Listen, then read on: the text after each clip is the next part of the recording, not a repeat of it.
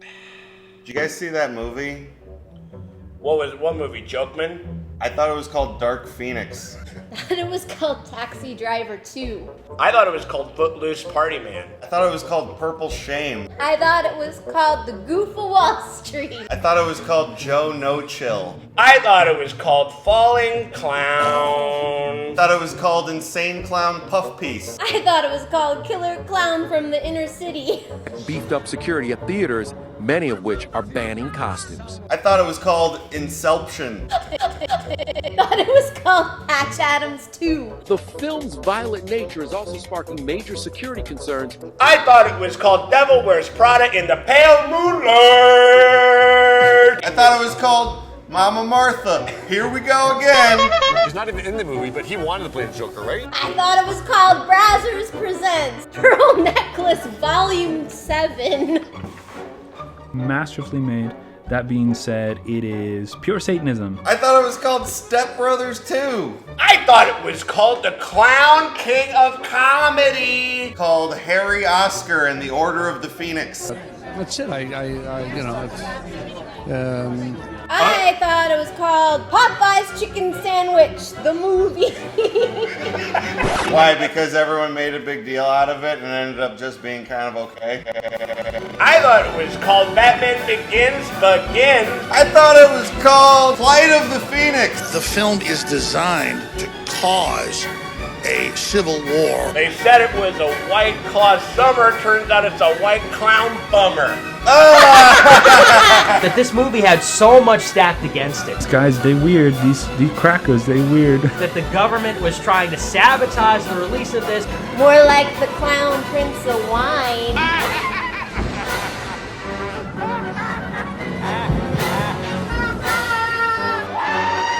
You know, we're living in a society supposed to act in a civilized way.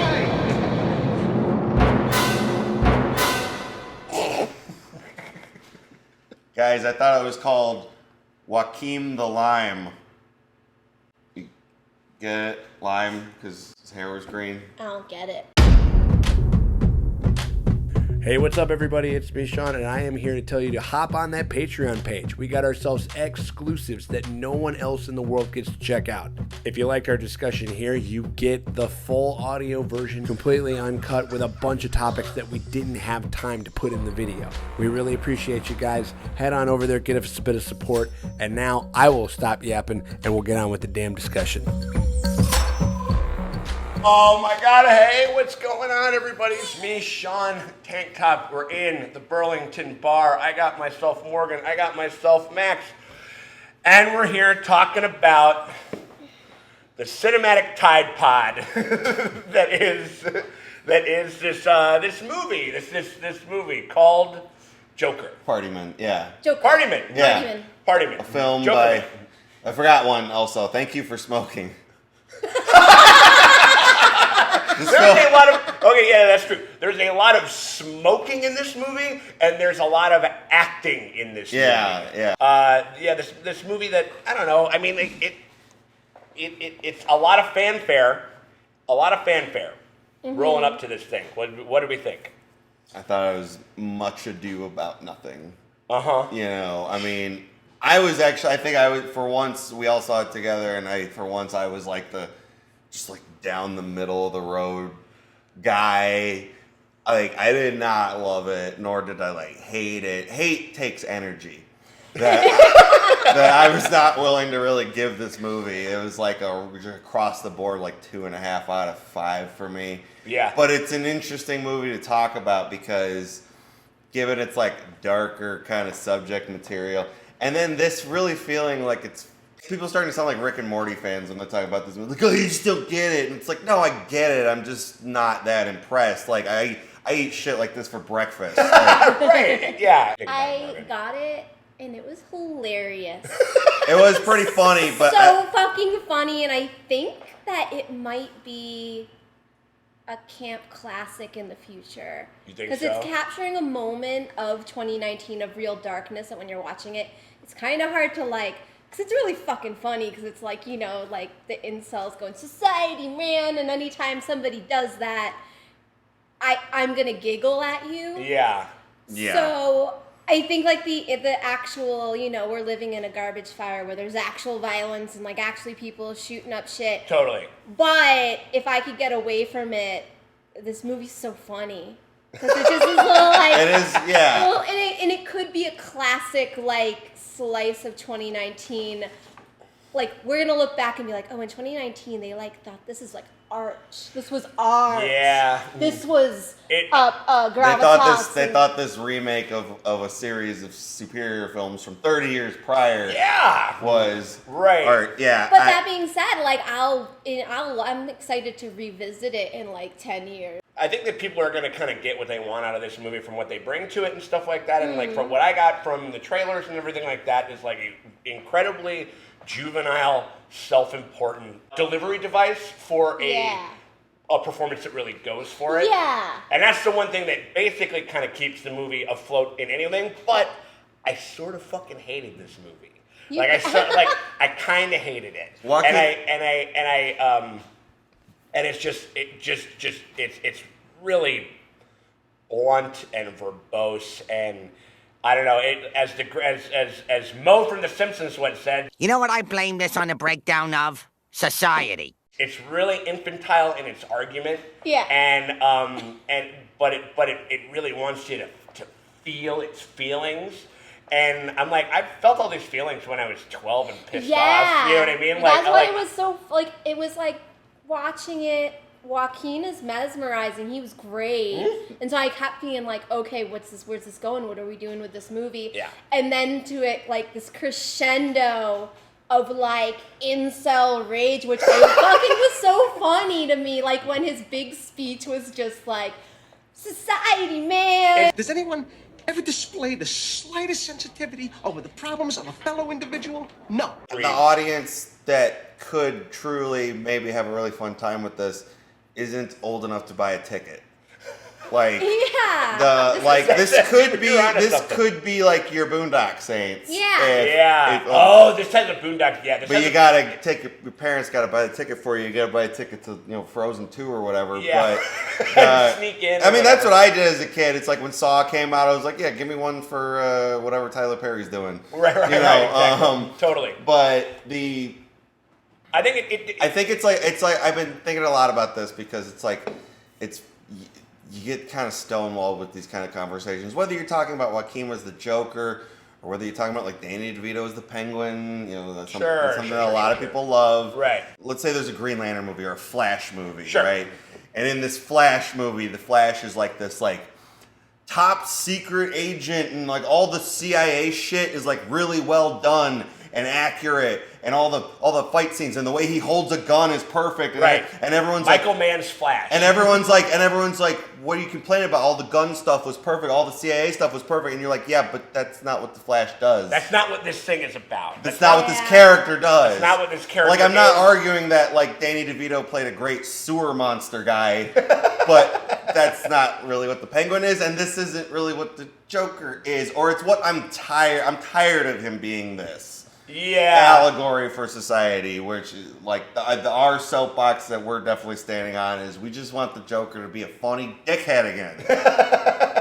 I want him to be a goof. I want him to sit there and think that thinks he's going to shoot you, but a fucking flag just comes out and says bang. And then he's like, You know what I mean? I gave you poison 30 Yeah. minutes ago and then you died. Or then he just Like- stabs you in the face. Yeah. Right. Yeah. Yeah. We got Arthur Fleck. Affleck. Affleck. Was that a choice? That was a choice. That is a choice. To make the guy Affleck. Right. We're gonna keep this. We're gonna keep Affleck. One way or another, Affleck is staying in this franchise. into Batman pictures. Maybe Definitely. he had like in his contract, he's like, well, you need an Affleck in every. That's what Ben did. Yeah, that and then he's fucker. like, even if it's just in name, I have to be in there. Right. Gotta be in there. So we got Arthur Fleck. He's like this kind of down and out, want to be a stand-up comedian, very kind of Killing Joke-esque, but we decided to infuse it with Martin Scorsese's Taxi Driver and The King of Comedy. Oh, Jerry, I love this guy. Always coming up with these great lines. I love him. He's wonderful. You're wonderful. They deserve a fucking co-writing credit for some of the for the plot of this movie. Yeah, I'm surprised De Niro wasn't a producer. Yeah, right. Seriously, it's like Tell you what we got to do. We got to do two of my better movies, and we got to not change any of the plot points and put in some real hand-fisted stuff. And then I think we got ourselves a picture. Hey, like, you know what I mean? Like, that's kind of that's sort of what he was. Yeah. I'll do the comic book movie, but I mean, you got to meet me halfway on this. Yeah.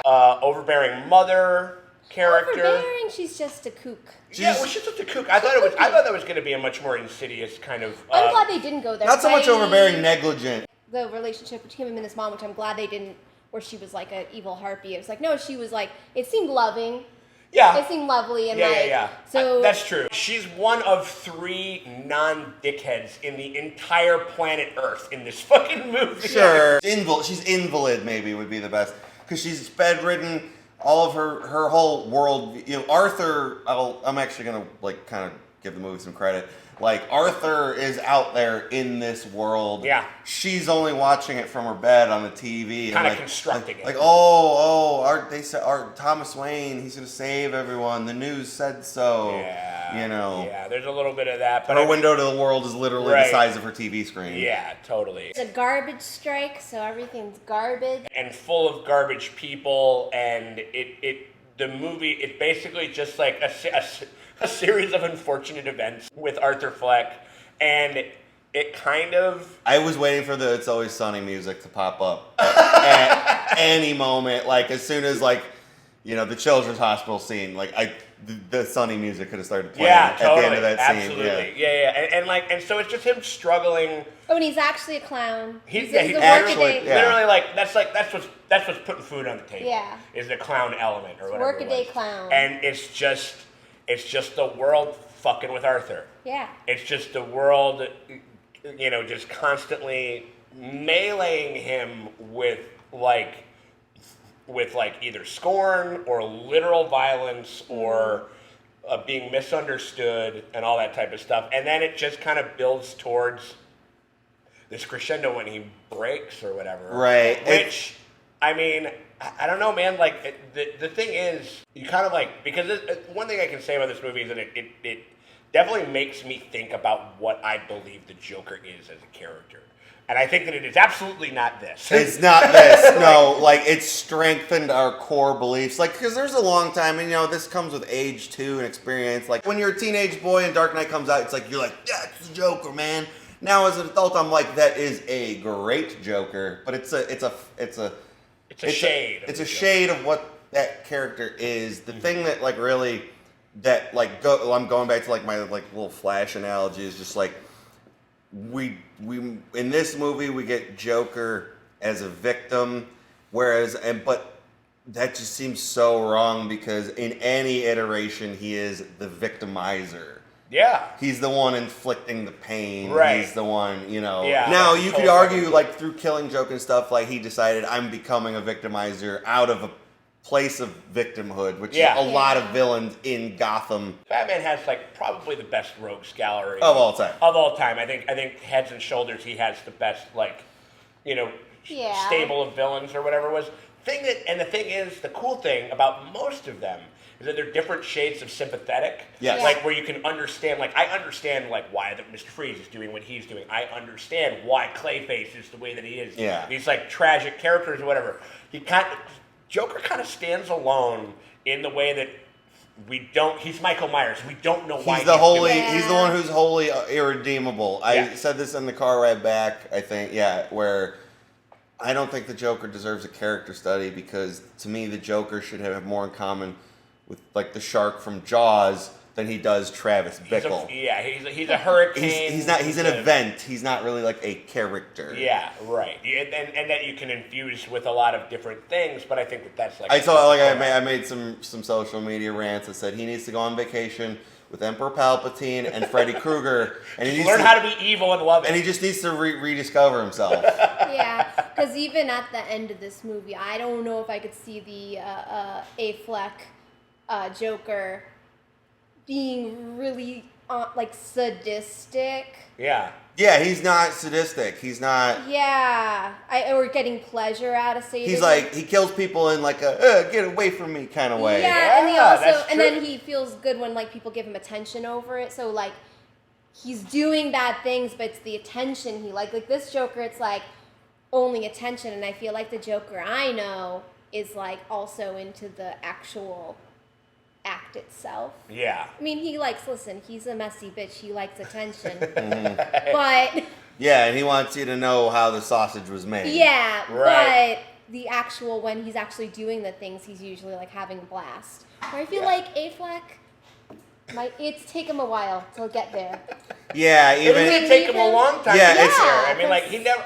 I don't think that the Joker was ever really in this movie. No. Honestly. Yeah, no. I mean, maybe they... Joker imagery was in this movie. Yes. There's a great shot of him. We're doing spoilers, right? At this Yeah, point? we just call it. Don't watch this fucking review if you If you didn't see the haven't, movie or if like, you it's don't just- care. Yeah, right. I mean, it's great, like the shot of like the city, like he's on the burning car, and the city's like At the very end, the right. city's like worshiping him, and he makes the smile out of blood. I'm like, that's a great Joker image. Yep. Yeah. That Affleck is call him standing Affleck. in. We're just calling Affleck. That Yeah. Affleck is standing in. Yeah. Gotham has lost its way. Like I said before, there is a lot of acting in this movie. A lot of Capital acting. fucking A. What did you guys think of Joaquin in the role? In the role, I mean, like, I think that Joaquin as the Joker is utter shit. I think that him as in this role, I think As Affleck. Affleck. Yeah. he's good. He's a better Affleck than Ben Affleck. Yeah. What did you think? No, I like, that's the thing about this movie. You can never call it bad because it wasn't boring. To me, No. it wasn't boring. No, It's no, like no. I could watch Joaquin dance around and then do a weird clown laugh all day. Mm-hmm.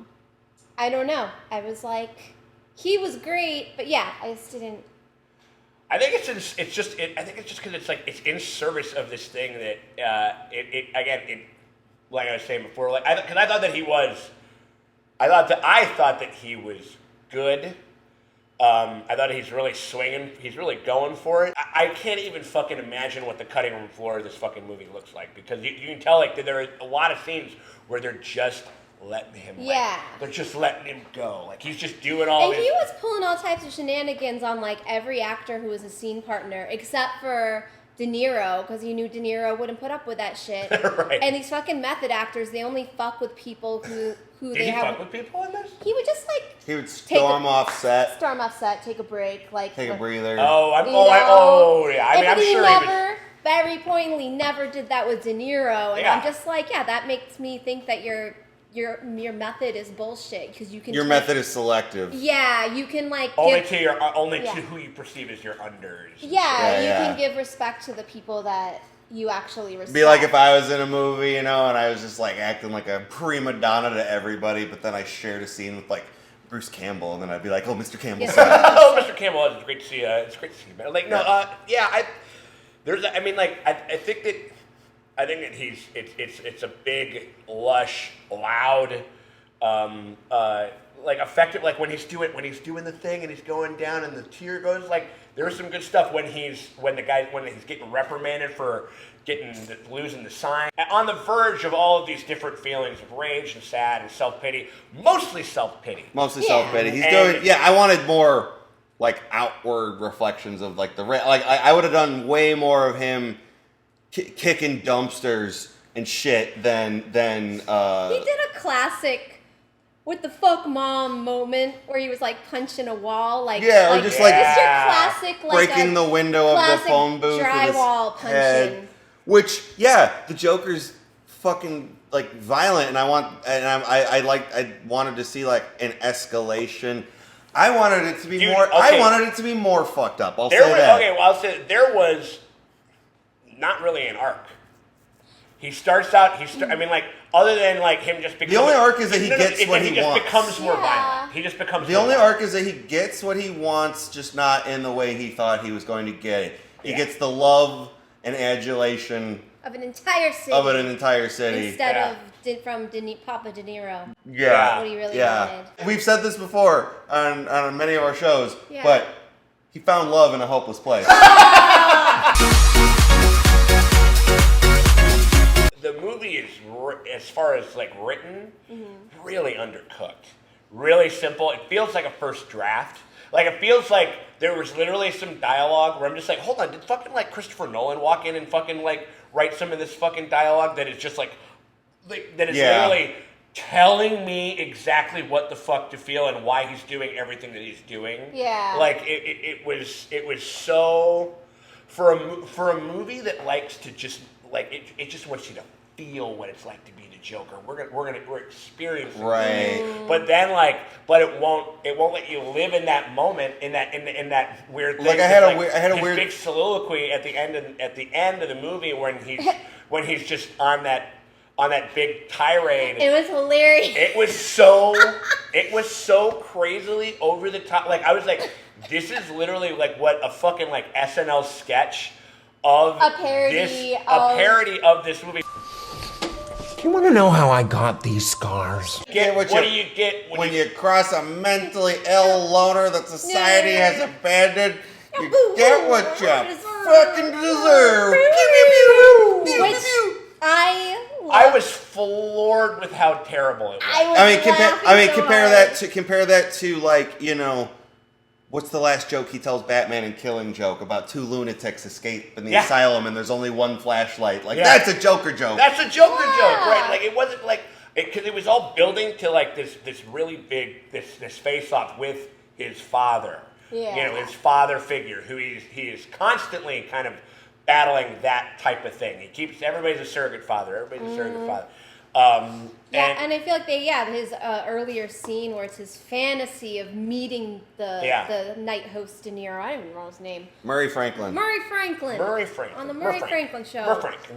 He has this fantasy that's it's Requiem for a Dream. Yeah, where it's sure. How's your mother? Oh, you love your mother? Like, it's just like, even then, at the end of that dream sequence, they're like, I just wish that I had a dad like you. And I'm like, yeah, I fucking get it. I know. It's like, I fucking you just want to wear the there red were a lot dress. There were a lot of, like you were talking about, like, did Christopher Nolan punch up some of this dialogue? There was a lot of scenes of this movie where I was like, oh, he's walking down the streets to like the fucking Bulls music, like, oh, like James Gunn made this scene, or he's stabbing the guy in the head while like to the Bulls music. Yeah, and then like when he's stabbing the guy to death, well, there's like a crying little person in the background screaming for his life. I'm like, oh, Rob Zombie directed this scene. Yeah, you know, like it's so much like little. I'll take this. I'll take this. I'll take this. Yeah, I mean, like, let's also talk about another thing where let's talk about like the whole the Zazie Beetz. It was Fight Club. No. Yeah, I mean, Zazie Durden. Yeah, she was. Zazie Durden. Pitch meeting. Yeah, we called her Zazie Durden. Like, you know, like I always like to like pretend like, you know, but I have a reoccurring bit. He gets a girlfriend in the movie. Turns out she's not real. Yeah, no, but like she exists, but they are not actually dating. Like, they never actually were hanging out. This is my Hollywood guy bit is like, you know, what if we did this, but in the end we found out, and my punchline is always, it's a smoking hot babe. Like smoking. What are you directing the Prodigy? Like if I directed Star Wars, what if we took off Kylo Ren's helmet and it was a smoking hot babe? like this is like literally like, what if we did Fight Club with a smoking hot babe? Smoking hot babe, no, right? Yeah, yeah. But no, it's a part of the movie I like because it had everything to do with the culmination and how it ended. Because it was actually the only part of the movie that I felt sympathy for him, in the respect that like a lot of his like the entire world just constantly kicking him in the nuts, and him having to deal with that, and him knowing that that's reality and that's the reality he lives in. He thinks he has this relationship with this woman, but he doesn't. So when they have their little confrontation, which thankfully ends, you know, it ends very, like, it's the most peaceful, tranquil part of the movie. Yeah. And one of the only pieces of the movie that has any kind of understatement. Sure, yeah, and you're scared for her. Yeah. Because you're like, geez, this guy's in my apartment. Yeah. But then I actually did feel a twang of sympathy for him because I'm like, oh man, it's not like he's here to like brutalize her or anything. Yeah. He actually thought he had a relationship with her. Yeah. And he's now coming to the realization that is not the case. And then when he has that moment, he doesn't go all like He doesn't take it out on her. He doesn't go slasher on her. He just Yeah. leaves. Yeah. And it's one of the only understated parts of the movie. But my whole thing was that I actually kind of, because this is kind of what gets into the biggest part of the thing, kind of goes back to that one quote from another Martin Scorsese movie. I don't want to be a product of my environment. I want my environment to be a product of me. And that is actually pretty... That lines up with like kind of what the Joker has always been about. And so the whole deal with, to me, when the Joker says, like, if we're talking about him and his relationship to society, which is what kind of Nolan has sort of kind of done and baked into the grand public consciousness about this character. He's this big petri dish of a social experiment. Yeah, hey, pop culture, like, Nolan impregnated you with this idea, and he has not paid child support in quite some time. Let's just fucking drop the whole concept. Not for nothing, not everything. It's a balloon he's trying to pop. Yes. It's not this, thing he's trying to bolster. Right, and so when the Joker kind of is basically, he stands above normal social morality, you know what I mean? Right. Like, and that's kind of like, and when he rejects that, not only the bad stuff, but the good stuff as well, and that's why I kind of wanted their relationship to be real, because then he would be like, nope, this is just me. I could be that, but I can't. But I'm not living in that world. If we're gonna make this a actual fleshed out 3-dimensional like character, which I don't think that there's a single 3-dimensional character other than maybe him and me, and not even that, honestly. Yeah. Because honestly, you put anyone in his shoes, you're going to turn into a homicidal maniac. I agree with what De Niro said. What did he say? Or like De Niro, I thought had at least a bit of a redeeming quality, where he's all like, no, Arthur, not everybody thinks like this. No, I mean, and he's actually trying, and it's funny because he's actually in that moment he's actually giving very solid fatherly advice.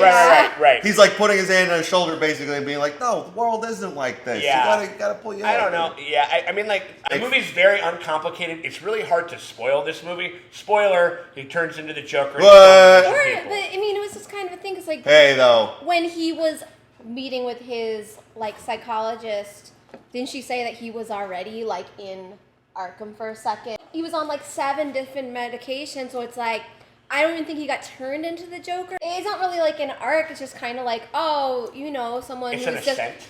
Yeah, and I mean, other than a descent. Other than like, I guess. Did you get that with the stairs? Did you get it? Because remember, at the beginning, he's like walking up the stairs. The movie is so fucking. But then at the end, when he's the Joker, he's dancing down the stairs. Yeah, that's the thing where it's like, I mean, the only like turned into the Joker would be, I guess, him not being able to get refills on his medications. That's when he turned into the Joker, just slowly, because you go through withdrawal. Yeah. So it was just basically very quickly, like after he ran out of medicine and he didn't have his counseling sessions, he just like they're like, so maybe if he had like been on all of his drugs. Now I realize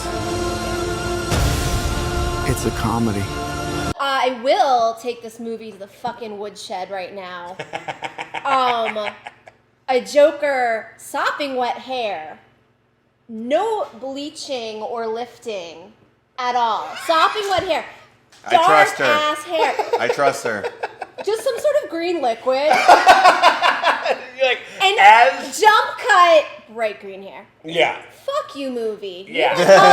Hollywood's like, unless you're dropping him into a fucking vat of fucking chemical waste that turns that shit. You gotta pay due diligence. I was just like, talk about your like unrealistic beauty standards.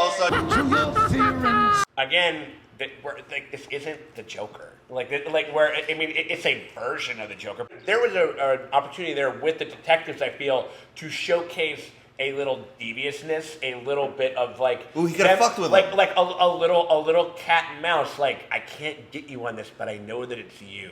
An adversarial type of thing that would have punched up a couple of the scenes, because it literally is just like, it's like Arthur gets shit on, Arthur struggles with it, and then he has a flourish of violence, rinse and repeat until and raise the stakes. And then maybe also every 25 minutes, and he can turn the tables on them a little bit and like misdirect them a little bit. That would have been very Joker-ish. Yes. And like when he just sort of snuck in to the opera house or whatever, the theater, I was like, well, you know, he's like, that's kind of very I was Joker-like. waiting for there to be a shot of a guy in like underwear in a broom closet, like, Right. you know, like, right? Like, No, he just found it. All right, that brings us to the other thing as far as like The Bruce Wayne movie, of it all? yeah, the movie's relationship to the Batman. does it really wane on the movie? No. What? Does it really wane that much on the movie? This is why we said Brazzers presents Pearl Necklace Volume 7. Dude. Is this a joke to you?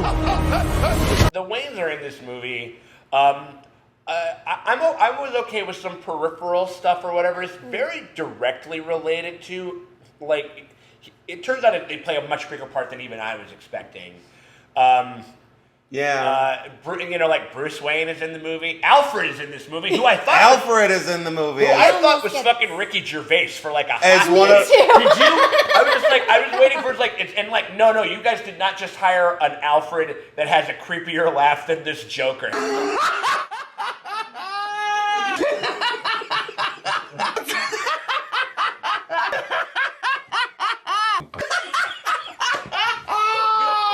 Which, like you said, like there's clown laugh. like It's 3 non-asshole characters in this. There's only 3. Everyone in this else is a world. piece of shit. That's the one thing I'll say where I'll like credit you actually paid attention to. Maybe you accidentally did a thing right by the Batman mythology by like Alfred can never be a dick. I would hope not. I mean like Thomas Wayne is apparently an asshole. You know, Which like, should have been a build-up instead of like obvious from the moment we see him. Yeah. from the word go, they were like, dude, you are Alec Baldwin talking to his 13-year-old daughter. Which is funny because Alec Baldwin like, was the whole time. He he's- totally looked like he's another guy. It was like is Ricky that Gervais and Alec Baldwin. Alec thought it Baldwin was all was originally cast as Thomas Wayne and What, then had to it drop was? out. Yeah, true ass story. He's a mixture of Alec Baldwin and like Mitt Romney. Yeah. Totally. Like I don't get why I want your vote. I'm running. I don't get why you poor assholes can't get your fucking shit together. Totally. Just quit being poor. Like that was working in the 80s though. was it weird to you at all that this movie tried so much to like be its own thing and steer away from the Batman mythology, but then when we get to like the scene, The Zorro of it all, the it's Beyblade the of it all. Zorro of it all. It's literally They handed that, and me and Dustin were just like, it's literally the movie. It's gonna happen. They're watching Zorro of the Gay Blade at the Monarch Theater. The pearls drop. It is. Love it. It's almost actually the most accurate. You can't murder the Waynes anymore without me bursting into laughter. It's which so is funny awful. at this point. That's not what they were going Again, for. like.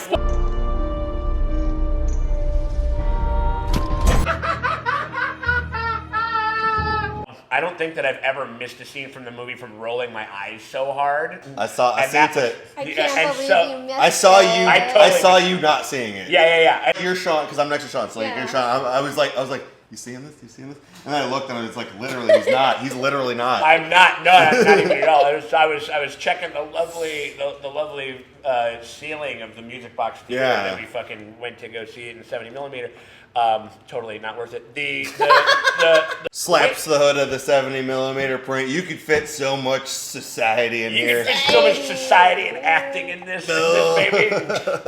So you can still have your cake and eat it too, where it's like you have that shot where you see them, they're like the city's on fire, everything's going crazy, and you see them, you know, he's got everybody in tow and they duck into the alleyway, and then you just see the one guy put the mask on and just go into the alleyway, fade to black. Not man.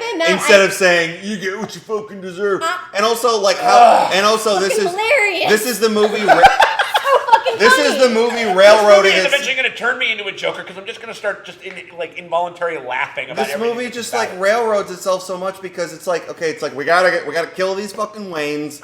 There's one thing we hate, it's breathing Waynes, and but like, so they went and they're in, but they didn't even try to like build it up or anything. It's just they were already at the movie theater. It's the classic death that you know. Yeah. But it's on the same night as this citywide riot. Yeah. Why did the Waynes go to the movie theater the night of a citywide fucking riot? Right. Here's a question: how many movies does this guy see in a week? Because wasn't he like in He was other? at a Charlie Chaplin flick. He was at the Chaplin movie He's before. a real cinephile. Which was all, and that was like, that was also like, because I looked it up afterward, like that particular Charlie Chaplin movie is about like a factory worker who's just like bumbling around like in the height of the Industrial Revolution and just like, I don't know what these machines do, I'm just running Getting swallowed up by these grand systems. And it's like, haha, you poor fuck. Like, haha, poor people. I hate poor people. Like, yeah, dude. I mean, I don't know. I appreciate that this movie went batshit, even though it was trying to be like serious. This and I was movie went supposed to be batshit. And I was supposed to be horrified. I mean, I don't like seeing parents murdered in front of their children, but when it's Bruce Wayne specifically and his parents, I've seen it so many times. I'm so desensitized. Right. If I see like the pearls, if I see, I'm going to be laughing. We're sort of at the Spider-Man Homecoming. Of it all moment, kind of like where it's like, I think we can literally just move on from this. We just so move on. Since the movie was already kind of bad, I was like, let's just go full shit. Does this movie see him as like the good hero guy, of the film? Yeah. I think but it's like he doesn't actually. But hurt. it's fine. I think it does. Other than the Waynes getting killed, but Arthur didn't do it, and I don't.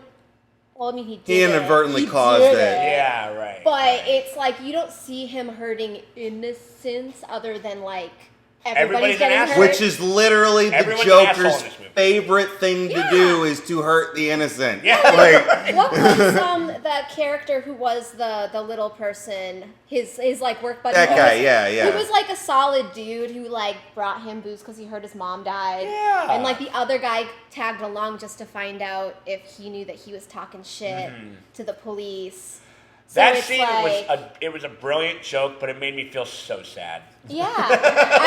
Like it was a great joke, great black comedy. Maybe the best joke of the movie. Special guest director Rob Zombie. That was like a Rob Zombie bit. Yeah. It made me feel real. Like I need a little guy and a clown and I need a door gag and a big fat guy. And a big fat guy who gets stabbed in the face with scissors. Right. It was brilliant. But again, like he only kills people that have really wronged him, and he only kills in self-defense. And it doesn't seem like there was ever really a break. There was ever a metamorphosis. I never saw the fucking beautiful, crazy Cloudbirds of Crime butterfly come out of this character. It was literally just like, crime is not on his agenda in this movie. No. Crime, as we understand it. Right. He's just flexing for the He's just a little fucking bitch. He's not. He's not here to give Gotham a better class of criminal. Yeah, and we deserve a better class of criminal. Yeah, no. I'll tell you, we've been tweaking the Dark Knight dialogue. It's like you either die the villain or you live long enough to see yourself become a sappy anti-hero. Now there was that line in he's like, I want my death to make more sense than my life, but did he spell it wrong on purpose? Yeah, because I think it was probably a joke about him being broke. Because his original plan that he rehearsed for the whole movie was to blow his own brains out on Murray. Right. No, which I feel like maybe would have been so Arthur's plan was to kill himself, but the Joker's plan was to no, turn that gun on Murray. Right. It's not your fault, it's their fault. It's not your fault, it's their fault. No one's laughing now. You can say that again, pal.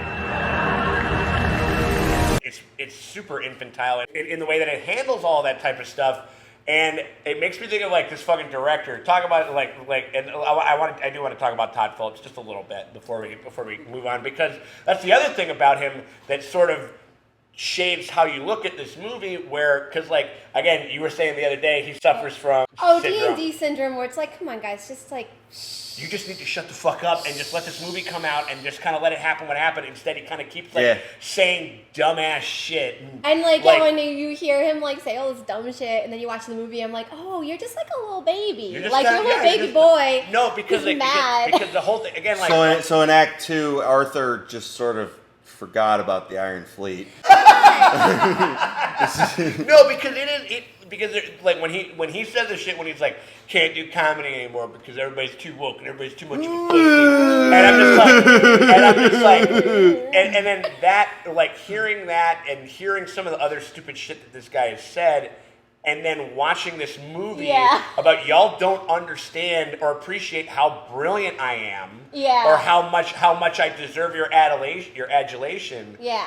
And then you watch this film, and it's like, oh yeah, totally. Like, the thing about Taxi Driver, the thing about King of Comedy, is that we are present and we are with those characters. Yeah. But the movie does not subscribe to the character's ethos, and I do believe that this movie does. Oh, this movie and the other thing is that just it. So in that respect, it has more in common with Human Centipede than it does King of Comedy.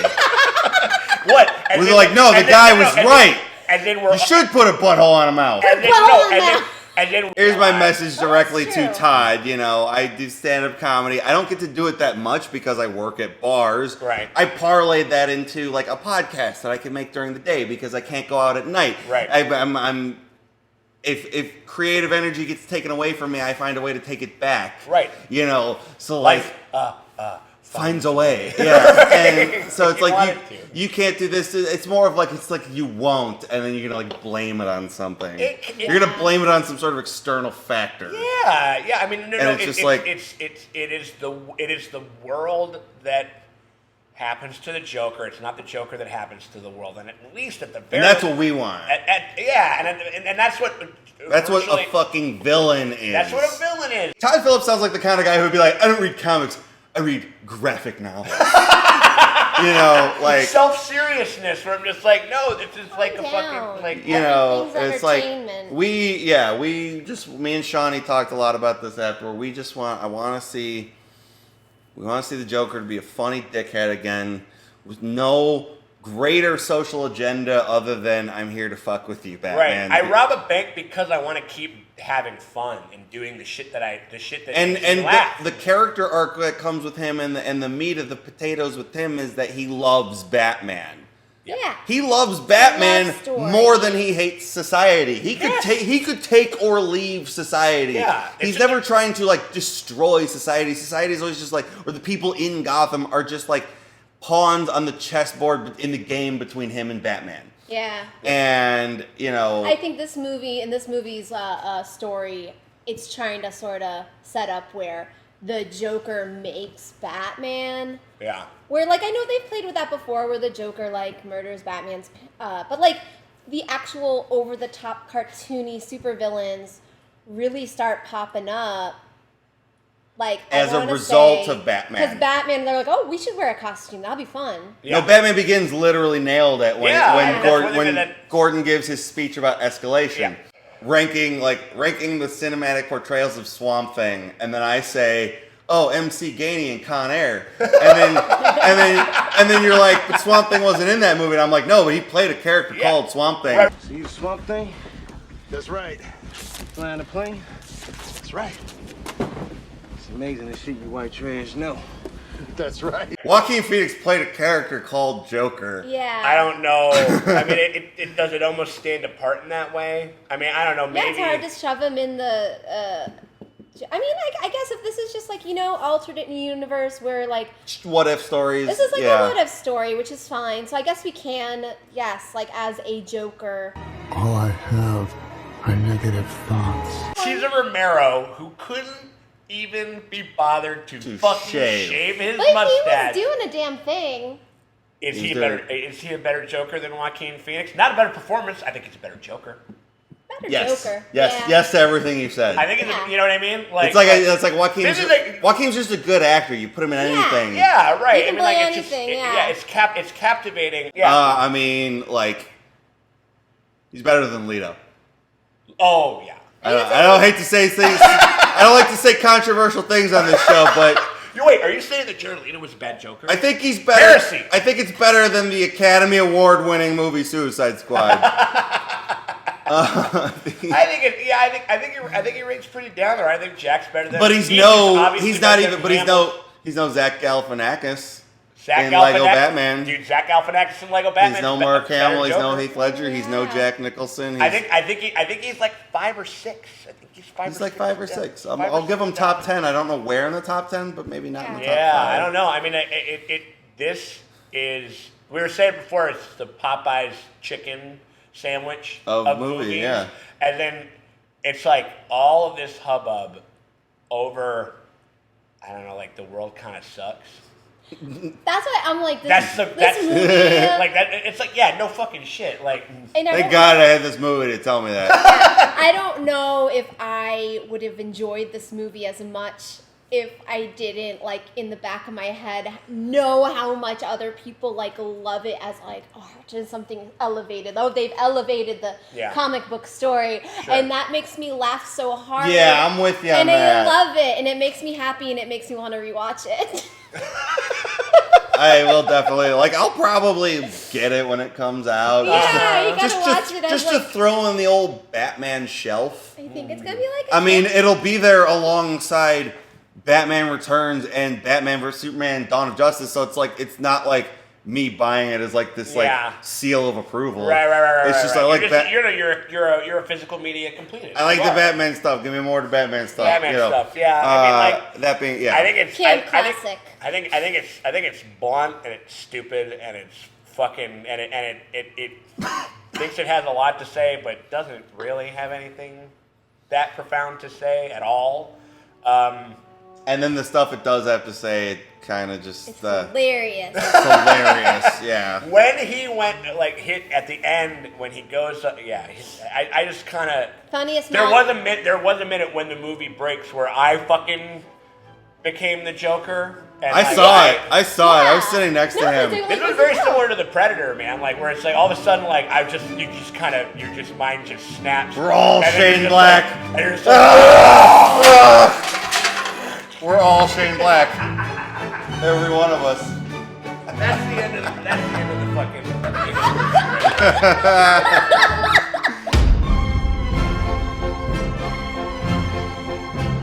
Pretty much. I think I was like most of the movie. I'm like, is this funny? I think this is funny. Wait, is this funny? I think it's funny. And then when he started going, I was like, this is funny. Poured White Claw on myself. I know. Yeah, you did it. Anything for art. Oh my God. Anything for art. He learned that from Joaquin Phoenix. Listen, man, that White Claw doesn't understand society. You get what you get. You get what you fucking deserve.